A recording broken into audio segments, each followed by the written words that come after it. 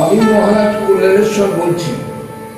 দেখো, কামাখ্যা আমার প্রাণ, আমার শিশুসজ্জা, যৌবনী উপবন, মাধ্যমের বারাণসী, তন্ত্র শিক্ষা দীক্ষা সবকিছুই আমার মায়ার ও কামাখ্যা। তাই মাসে প্রায় 10 দিন আমি কামাখ্যাতে থাকি।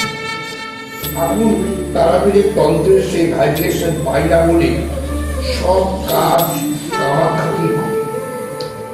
যতবার কামাখ্যার অমাবাসীতে আসি আমার ক্ষুধা তত বেড়ে যায়। তন্ত্র সাগরে আলো ডুবে যেতে ইচ্ছে করে। আমি এক ক্ষুধার্তের প্রতি আমার যাত্রা অনন্ত। মহারাজ কল্যাণেশ্বর, যিনি আজকে সাধন জগতের সাথে যুক্ত রয়েছেন প্রায় 40 বছরেরও বেশি সময় ধরে, তিনিও এসেছেন অমাবস্যা তিথিতে কামাখ্যা ধামে। আসুন মহারাজের কাছ থেকে এই অমাবস্যা তিথি নিয়ে তার এই কামাখ্যা যাত্রা সম্বন্ধে একটু বিস্তারিত জেনে নিন। এই কামাখ্যা লাখ লাখ সন্ন্যাসী, তন্ত্রসাধক, জ্যোতিষী ভাইয়েরা সবাই এসেছে।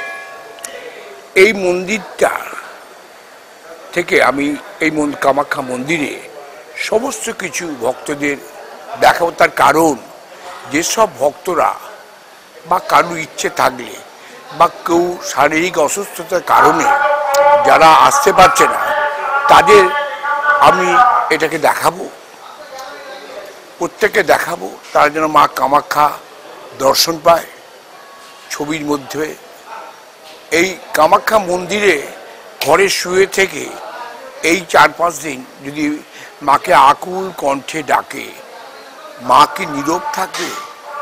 আমার মনে হয় মা সাড়া দেবে ভক্তের মঙ্গলের জন্যে। আমরা এসেছি এই ভক্তের মঙ্গলের জন্য। সারা পৃথিবী লোকজন, তন্ত্রসাধক, ফরেনাররা এসেছেন, তারা একটু মায়ের কাছে আশীর্বাদ নেওয়ার জন্য। সেই আশীর্বাদের একটু ভাগিদার আমরাও এসেছি মায়ের কাছে। মাকে মামা বলে চিৎকার করে ডাকছি।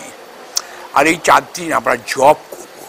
এই জপের মাধ্যমে আমাদের যে কলসি খালি হয়, সেই জলটা পূর্ণ করে এবং ভক্তদের নামে এই জপ করলে যত দূর শারীরিক যেসব থাকবে সেগুলো কমপ্লিট হয়ে যাবে, ভালো থাকবে।